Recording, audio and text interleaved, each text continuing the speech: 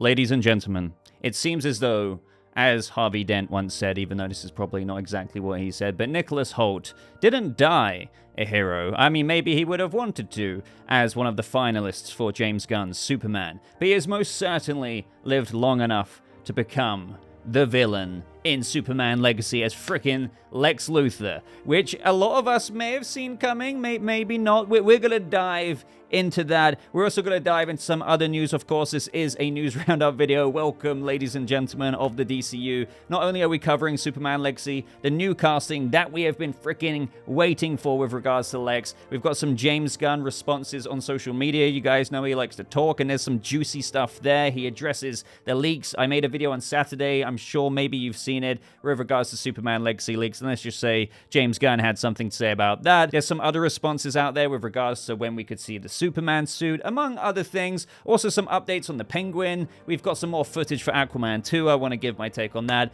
and some other little tidbits here and there. So I hope you guys enjoy this video. Go ahead and like this video. Help me out on the channel if you go on to enjoy it. Dislike it if you dislike it. Why not? And of course, subscribe for more breakdowns, theory videos, news roundups, and all kinds of things just like this. So right here, ladies and gentlemen, I've got two reports because Deadline came in with the exclusive, and they label it as Superman Legacy Nicholas Hoult lands the role of Lex Luthor. So they're saying that he's already landed it. We hear that James Gunn has found his Lex Luthor in British actor Nicholas Hoult. Several sources tell us. Now, the interesting thing as to why I wanted to pull up the Hollywood Reporter here is because, as they say, Nicholas Hoult is in talks to play Lex Luthor in Superman Legacy. In one of the most significant new castings post-SAG-AFTRA strike, Superman Legacy has found its Lex Luthor with Nicholas Hoult in talks to star as the classic villain. No deal is done, but talks have been in the works since before the strike. Warner Brothers had no comment. So the reason why I wanted to pull up both is because, at least as of when I'm making this video, so before one of you types down in the comment section, but Boba, James Gunn has commented, what do you want about? Well, as of when I'm making this video, James Gunn, since these major trades have spoken about this, hasn't said anything, which one would think is kind of unusual when it comes to a huge casting such as Lex Luthor for his Superman movie. That is no small thing, which again makes me believe that it's not necessarily a done deal. Maybe Nicholas Hoult and his agent and his manager and everything, they haven't like signed the dotted line, they haven't worked every little detail out. No deal is done just yet, but you can basically say, and I do believe that Nicholas Hoult is, yes, basically our Lex Luthor. And it's interesting because, as they also report here, but as we know, Hoult was long in contention for the role of Luthor, but also put his hat in the ring to play Superman, and was one of the finalists for the role. Hence the little joke at the beginning that everyone is saying, yeah, you either die a hero or live long enough to see yourself become the villain. And I'm sure a lot of people, I don't know what everyone's reactions are going to be down in the comments with regards to Nicholas Hoult being Luthor, but I personally really like it. I mean, don't get me wrong, I kind of feel bad, and I felt bad back then when we were talking about this, what, like 6 months ago or something? It goes back months upon months upon months upon months. The strikes have really kind of fast-traveled me to the end of the year. I don't know about how you guys feel, just because it's really just kind of been like a COVID-type time travel thing here with regards to like a drought of news, and then boom, here we are. But cast your minds back, we were hearing many reports of Nicholas Hoult wanting to try out for the role of Superman. Hence why, again, you know, he was one of the finalists, but he didn't get it. And a lot of people were talking about how that kind of sucks because he was one of the finalists for Matt Reeves' The Batman as well, and he lost that to Robert Pattinson. But going back to that joke I said at the beginning, and what a lot of people were saying is that, well, at least as per, you know, Lex Luthor and his anger, his hatred, his jealousy of the Man of Steel, well, Nicholas Hoult lost the role to David Corenswet. I'm not saying he's a jealous man, but maybe he could tap into the jealousy there. And now maybe he's like, you know what? I don't like Superman. You know what? I'm happy I've got the Lex Luthor role. Screw Superman, so that fulfills the hatred part of the role. And now he is Lex Luthor, so he can look at frickin' Mr. Corenswet and be like, you know what? This is the best method acting approach I could ever ask for. Screw you, David Corenswet. Screw you, Superman. I'm glad I didn't get that role because I've got all the ability to channel all of these emotions into my approach for Lex Luthor in Superman Legacy. Now, again, I do want to stress that is a joke. I'm sure Nicholas Hoult is very happy to be playing the role of Lex Luthor, but just wanted to mention it that don't forget he has tried out for Batman, almost got it, has tried out for Superman, apparently almost got it, and now he is the villain. So I'm still very, very happy because if you guys remember on my video breaking down the front runners, when we had Phoebe Dynevor, Rachel Brosnahan, and many others up for the role of Lois Lane, and obviously Nicholas Hoult and David Corenswet, and many others for Superman. But back then, I looked at the list and I pointed out David Corenswet and I pointed out Rachel Brosnahan, and luckily my wish was fulfilled. No offense, Nicholas Hoult, but I just didn't see Clark Kent there. And it's not, okay, so I think I said back then, it's like, I can see it, but is he the best casting in my opinion and the kind of best vibe and look compared to that of Corenswet?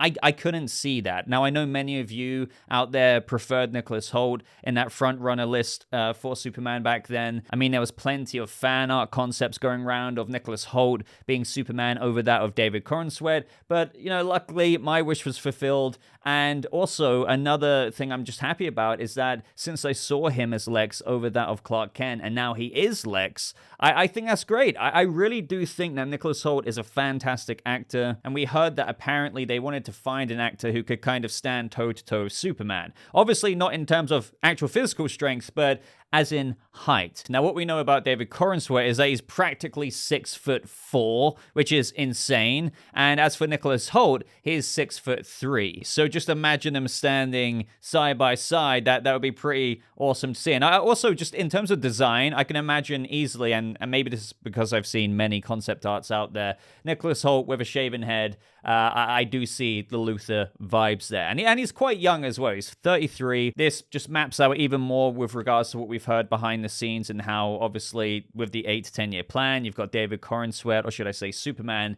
matching, as James Gunn said, David Corenswet's age, which means Superman will be around 31 in the movie. So with Lex being 33, I think a lot more people are on board with this idea with regards to them being similar ages, because it's just something you can really imagine. And to be honest, it is my preference as well. It is being brought up again as this is breaking, that Jeff Snyder is saying, don't forget about how Bradley Cooper was in talks around the Guardians of the Galaxy 3 press tour with James Gunn to play the role of Lex Luthor in his Superman Legacy, but that didn't work out. Again, some of you may remember this rumor from months and months and months ago. And I have to admit, and I said it back then and I'll say it again, I do love the idea of Bradley Cooper playing Lex Luthor, but I'm very glad that it turned out this way, because I think even though in another timeline I can imagine that easily, I do prefer Lex Luthor to somewhat match Superman's age in this universe. I feel like the tale of these two characters and this version of them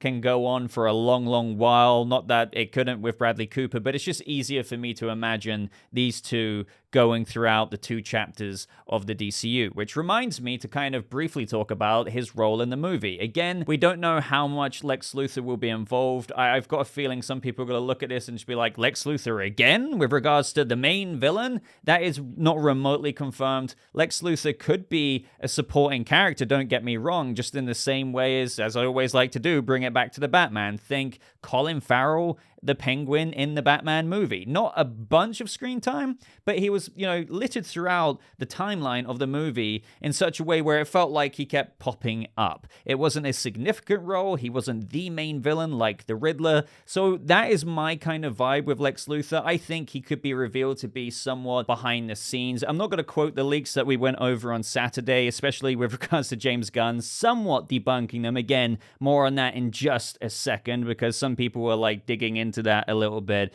But I do think he could be behind the scenes. I don't think it will be a significant role. And what I mean by that is like walking up to Superman and be like, hey, this is me. I'm going to get you here. Here's a like kryptonite shank that I'm going to get you with. Like nothing as straight up as that. But we will see his ambitions, his perspective, maybe how he views Superman, what his goal is in the movie, and maybe how he's had his fingers dabbled in whatever mess could be going on in the film. Don't forget that this DCU is an 8 to 10 year plan, and there will be more Superman projects for sure. So I think this will just really be somewhat of the dance, if you will, back and forth between Superman and Lex Luthor that we'll see play out a little bit and, you know, mature throughout the years of the DCU into maybe a bit more of a head-on confrontation. But with everything that this movie has going for it, I think it's going to be more about other things, but with whatever happens in the movie, that will ripple out onto Lex and he'll be like, right, I'm going to do this about that. I don't know, but those are the vibes of what I'm sensing. But let me know if you think he could play even more of a front-facing role. But let's just say I am very happy. Let me know your thoughts on just the casting in general. But now it's time to see what James Gunn has said recently on social media, because he's given a few replies. One of them that I'm going to start off with is an update to my video on Saturday, in where I quite literally titled it, "Is This Real?" Because as you guys know, with leaks, and rumors out there, you need to take it with a grain of salt, because, you know, even though certain reliable, as people like to say, scoopers claim certain things, it doesn't always turn out to be the case. So here we have Owen J. Gordon say, "Please tell us that the terrorist threat in the Middle East storyline rumor isn't true." And James Gunn says it isn't true. Now, having said that, one thing I saw happen is a lot of people read this and were like, well, even though James Gunn is saying that it isn't true, what if it is true? Now, this can be taken a few ways. Instantly, I can imagine some of you are just like, well, what are you on about? Why would James Gunn say it isn't true if it was kind of true? He debunked it here, right? Yes, he did, and that is the way we need to kind of go about thinking with regards to this leak, that he says it's not true, so it's not true. It's just, I think what people are saying is, well, this user said that this threat in the Middle East storyline, James Gunn could be like, well, yes, that detail is inaccurate, and he says it isn't true, but I think what people are getting at is, with directors before, they say stuff like this, and all while that's technically true, maybe certain other parts of the leak could turn out to be true. Fast forward, I guess, to the trailer, people might be like, what? This matches up to what we heard about in the leaks a year and a half ago. But maybe the threat in the Middle East part specifically didn't go down the way the leak kind of said, or the leaker said it would. So technically, the director wasn't lying through debunking it, but maybe it turns out some other details were turning out to be maybe having little grains of truth in it. But ultimately, I guess I get what people are saying there, but you know, if James Gunn is saying that this threat in the Middle East storyline rumor isn't true, then I would take it as it isn't true until further notice, if you know what I mean. You can bookmark it in your heads if you want to, with regards to what we went over on Saturday. That's why I named my video, "Is This Real?" Because I don't want to mislead people by labeling it as like Superman plot leak, official leak, tells us the whole friggin' plot story thing. You know, some people go with that, but, you know, plot leaks aren't official, you know, and here we are with James Gunn saying it isn't true. But you never know. It could just be that the threat, what he's responding to here, isn't true, but maybe some other details that have been floating out there in the past few weeks could turn out to be true. Ultimately, the test of time is what's going to have to dictate this with regards to when we see that trailer or even see the movie. But, you know, I've got all of this bookmarked in my head just in case. So up next, we have, when will we get the Superman suit reveal? And this is another one that people are interpreting in different ways. And I'm going to give you my answer. So he says, definitely not until after we're filming. So this is when some news outlets were kind of like, the Superman suit reveal won't be revealed to the public until, I don't know, the movie's finished filming. But then other people are pointing out, and this is the side that I land on, the way he's worded it is kind of weird, so I get how people are looking at it in two different ways, but it's more, I think, James Gunn saying you won't see David Corenswet's hopefully awesome Superman suit reveal until, definitely not until after we're filming. As in, you know, once filming starts, you know, after we've kind of started filming, not until like after, you know, we've actually started it. I don't think he means definitely not until after we're filming, meaning, you know, once filming is done, you know, we're in post-production, we're editing the movie, maybe there'll be a suit reveal then. I do think that definitely not until after we're filming means that obviously you're not going to see it before filming, before March, but once filming has started rolling, once they start shooting, once people are on set, he's like, definitely not until after we've got all of that going in the background kind of thing. So, yeah, I think we will be seeing the Superman suit reveal sometime, if not March, maybe April, May, like depends how long it takes to shoot the movie, but sometime around around the spring of 2024. But yeah, definitely not until after, that, not before. Up next, this user says, can we expect more characters from the Daily Planet, like Cat Grant or Steve Lombard? And this is where he puts a little kind of smirky face, which kind of means that I guess we might get one of, if not both, of these characters, of which also, I think, as what everyone agrees here, we kind of need some more of the other characters outside the superheroes being announced soon. So, yeah, we've had the Engineer, we've had, Isabella Merced as Hawkgirl, Eddie Gathie's Mr. Terrific, all of that stuff. Technically, we've had Lex Luthor now, even though James Gunn, as of when making this video, hasn't said anything about it. But hey, what about Perry? What about Jimmy? What about Cat Grant? And as here, Steve Lombard? We're going to have to wait and see. Also, the Kents. So those castings could be coming any day now. But having said that, we do have this user here saying, nice, any more casting news announcements dropping soon? And he says, well, we're running out of characters to announce, but there will be a couple more soon. So this is like after the Engineer announcement. So maybe he's wanting to announce them sparingly, and maybe some of them haven't even made that deal yet, even if they're pretty much certain who is going to play said character. Up next, we have this user saying, I'm sorry if this was answered before, but I wanted to know what would be the general tone of the movies under DCU now. Will it be more like Guardians of the Galaxy / MCU, or like Snyder DC? And James Gunn has said something that I've tried really reminding people about, because it's surprising to me that people still ask this, but maybe it's just, not widely known at the end of the day. And, I still see lots of people put on my discussion series questions that they submit, like, oh, it's going to be like the Gunverse, Peacemaker, Guardians of the Galaxy vibes all the time for each project in the DCU. But he says there will not be a general tone, just as there is not a general tone in the great comic series. It will shift from project to project, filmmaker to filmmaker. So what he means there is, like, clearly the Swamp Thing comic does not have the same tone as a Superman comic, and the same thing for the Authority comic versus that of a John Constantine comics. They're all going to be suited to what flavor of the tone of the character is, and everything like that, with what comes with the stories that they're involved in, and then who and what type of character they are. So don't worry about that. I think he really does mean that. Even though you're going to, at the same time, have these characters connect, that's what makes it very interesting as well. You might have a very different toned movie and character based on, let's just say, Swamp Thing, interact with other characters out there in the DCU because they're in the same canonical living, breathing DCU universe world, and they're gonna work together at some point in time. And James Gunn has spoken about that as well. I recommend checking out one of my other videos that I'm probably showing a card for on screen if you want to get a little bit more deeper into that. So in some other news, ladies and gentlemen, it feels so good to say this. I mean, this may not be huge news for everyone, but it's a sign of the times and how we're getting back to normal. As Variety are reporting here, Colin Farrell's The Penguin Max series to restart production after Thanksgiving. We did hear about this as soon as the strikes were over, that some productions were given high priority to restart filming, and that included Deadpool 3, Stranger Things, The Penguin, and some of them would be starting towards the end of November. And now we're hearing that The Penguin is getting right back into it the week after Thanksgiving. And not only that, guys, as of when filming this, we have a new look at The Penguin from Empire magazine, which, I mean, look at him. Look at him.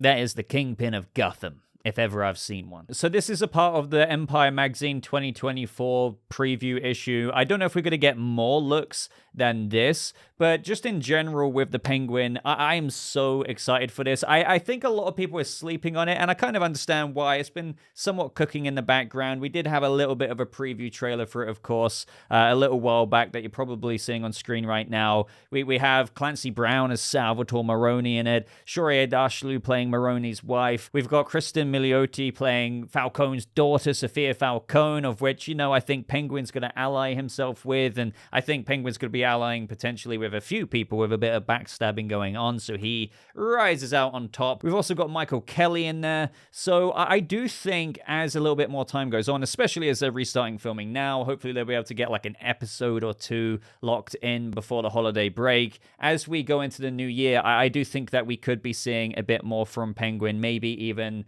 I'm not saying like a full-blown trailer, but something like last time where we got a little bit of a preview, because I believe some press people who attended the announcement for like the HBO Max, or the Max now, 2024 slate, they actually got a look or another preview of the Penguin, saying that the Penguin looks effing rad, like so effing rad, like a classic noir, and Farrell getting to shine while Kristen Milioti looks like a terrifying big bad in Sophia Falcone. So again, we haven't seen whatever this person saw, so I think we will be seeing that in due course. Now, as of when, again, maybe in the new year, where we're gonna have to wait and see, but make sure you have notifications on for the channel, because you know I'll be breaking that down as of when we can. And once again, circling it back to this new look at Oz, I love the white coat here, a little bit different to what we saw him in the Batman, but I think this is him maybe rising up in power a little bit more. We saw him meeting with Sophia Falcone in the trailer, so maybe we see, you know, his elevation in status through the visual look of his appearance. I don't know, but I'm very,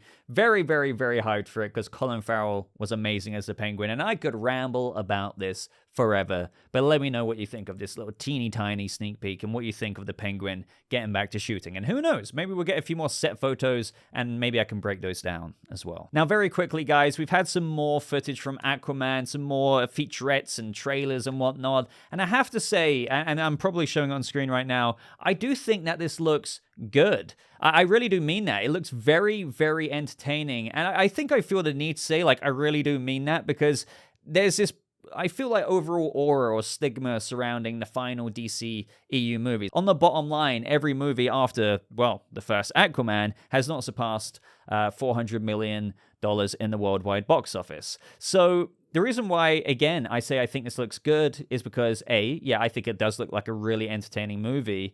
The last one to actually close off the DCEU. But I just don't know if it's going to do that great in the box office. Will it? I think this is going to be a fascinating kind of social experiment, if you will. And I label it like that because, you know, we've seen how there's been a bit of a decline, not only with DC movies, but also MCU movies. And given that the first movie did so well, will the general going movie audience, so, you know, for lack of a better term, the normies here, still remember that in their heads and be like, oh man, yeah, I love Jason Momoa, I love the first Aquaman, you know, we helped make that $1 billion movie, let's go see the second one. So will this be the first DCEU movie to surpass 400 mil since the first Aquaman? I don't know. Let me know your bets down in the comments, because I mean, I'm gonna go see it, but will the masses out there go and see it? Let me know if you'll be seeing it yourself. Maybe some of you, I can imagine, will just be like, I don't care. And some people are just like, oh, you know, I don't care. If this is not going anywhere and it's not connecting to anything and he's playing Lobo in the future, then why bother?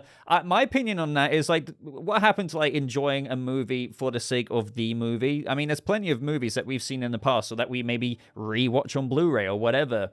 And sure, while it could connect to something, or maybe in previous movies they never did, we watch it for the self-contained plot of that movie. So even though Aquaman is a part of a larger cinematic universe, this movie isn't built to, like, make all these connections everywhere, left, right, and center, even if we had the DCEU continuing on. I mean, sure, there would have been the Michael Keaton appearance or the Ben Affleck appearance that we heard of, but there's still a Arthur Curry, Aquaman, King of Atlantis journey in this movie, and I'm watching it for that.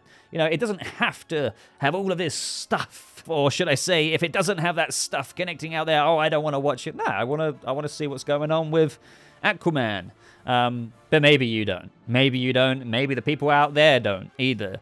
So it remains to be seen. But ladies and gentlemen, that is enough of my long-ass news roundup ramble. Let me know your thoughts on everything we discussed down in the comments below. I'd really appreciate it. I always say this, but if you got this far, yes, you right there, leave a like on this video. It really does help me out. Thank you so much for supporting. Maybe today is the day you will subscribe as well. Check that subscribe button. I say this every time as well, but a lot of you tell me after I've said this, oh, I thought I was subscribed because you keep appearing on my homepage, but hey, I'll hit the button now. So maybe double check if you actually aren't subscribed when you think you are, and maybe today is the day I earn your subscription to the channel. But until next time, ladies and gentlemen, thank you so much for watching. I hope you have a lovely rest of your day, and I'll see you all in the next video. Goodbye.